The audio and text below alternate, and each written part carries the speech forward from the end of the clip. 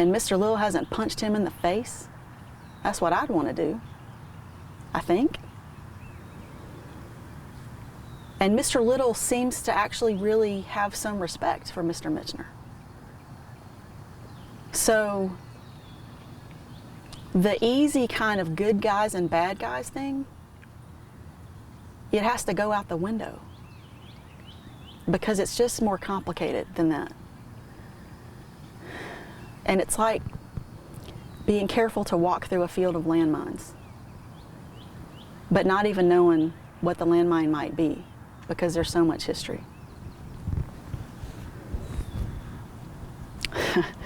There was a day when we were talking about the bylaws, and there were, it was very serious discussion about the bylaws. And I don't remember who did it. I'm sure hopefully it's in the notes that I took.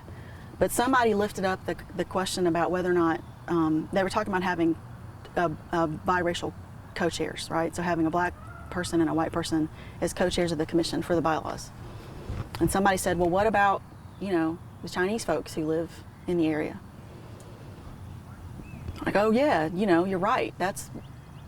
What about them? And then somebody said, well, but 3 co-chairs, that seems kind of unwieldy, and nobody really has come to the commission meetings because of, from that population. That just seems so unwieldy. And I remember Miss Pearson, who I lionize, she's, a gigantic hero to me. She said, well, they're almost white anyway. Let's just consider that they're represented by the white person. And that was one of those times where I thought, whew, there's so much in that statement. There's so much in that statement, and I feel like I could maybe give a lecture here right now, but I didn't know what to say. And it's one of those moments where I feel like I lost the opportunity to share something that might have been instructional for all of us. But we all loved each other, right? So it made it harder. It made it harder to say hard things to each other. And nothing about this case was easy. Everything about it was hard. So we had to negotiate that really carefully. I think chief among them, the chief relationship that I watched be negotiated was the one between Mr. Little and Mr. Michener. And I know it takes 2 people to make a relationship, but I really just think Mr. Little, I think he had an amazing political mind. And I think he was playing chess while the rest of us were playing checkers. And I miss him. Yeah. Didn't Grayson also grow up on the plantation of Betty Pearson? I think he did, but it never came up. Yeah, it was never a thing as much as, because you could tell in those meetings the deep respect that everybody in the room had for Betty Pearson, but especially the black folks in the room, that they knew she would stand with them regardless, that she stood with them when it was hard. Yeah. One of the things I love about your work, Susan, and not just in Tallahatchie County, but also in Macomb, also in Neshoba County, is the emphasis you place on some sort of public apology or a sort of truth-telling is foundational to reconciliation. Can you talk a little bit why you consistently prioritize truth-telling and apology as part of racial reconciliation?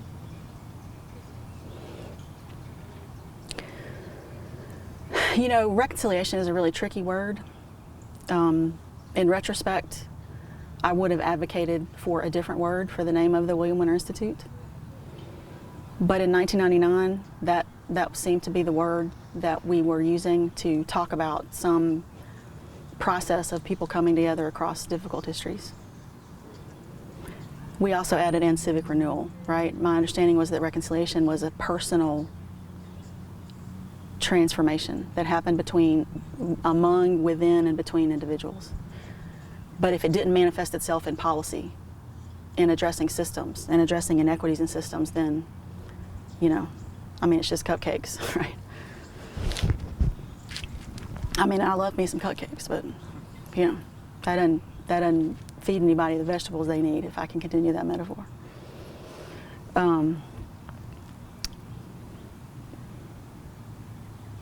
So I spent a lot of time thinking about what reconciliation means and what elements it contains, and tried to study where smarter folks than I have spent time thinking about it. So obviously you've got to turn to South Africa. You've got to turn to the Truth and Reconciliation Commission. You've got to grapple with the immensity of what the country had to go through. And then you got to try to be analytical about something that's so monumental and courageous. So you start to understand that it was so immense to deal with apartheid in South Africa that they really couldn't deal with a lot of things, right? They had to sort of pick and choose which cases they were going to look at. And that meant that a whole lot of pain didn't get that kind of public amplification. And so there really were, and still are, a lot of hurt feelings that the TRC's work didn't come out into local communities. And we got lucky enough to go to South Africa in 2009 for the first time, and got lucky enough to meet Archbishop Tutu, but also got lucky enough to spend a lot of time with Reverend Peter Story, who was one of the architects of the TRC. And he talked about how he thought that South Africa didn't fail that the TRC didn't fail South Africa failed the TRC. He said the TRC was only ever meant to be a beginning.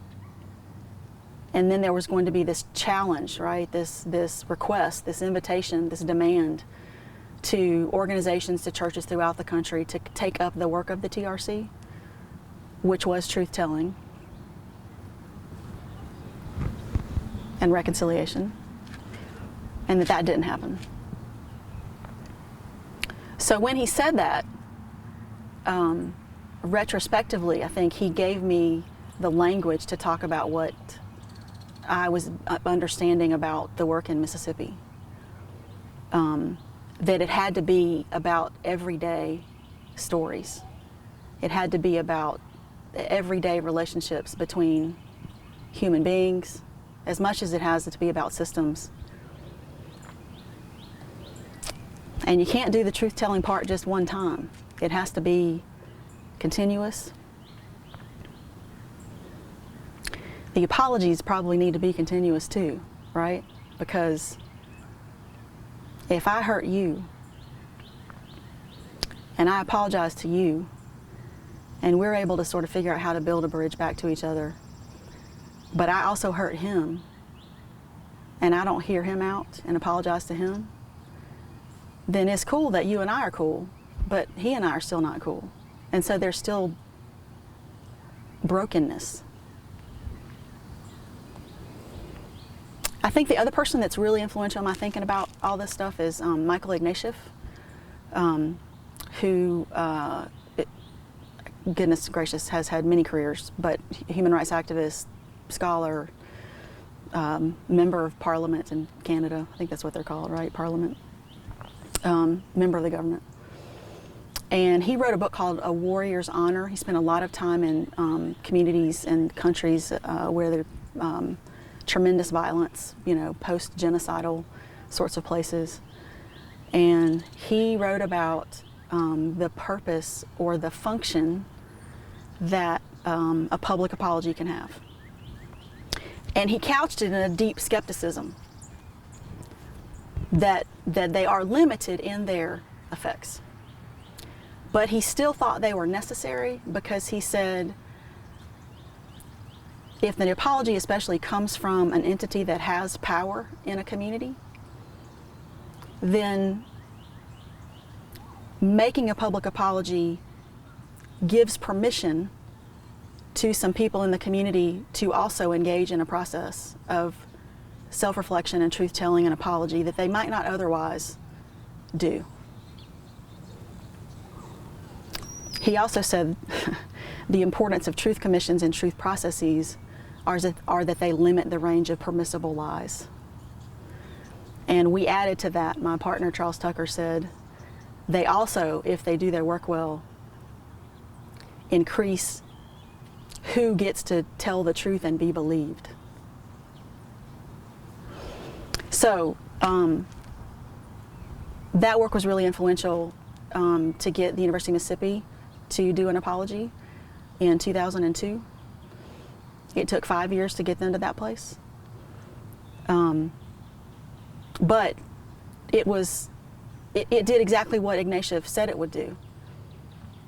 2003, the community of Newton reached out and said, we ran off the Evers brothers when they tried to register to vote in Decatur when they came home from the war.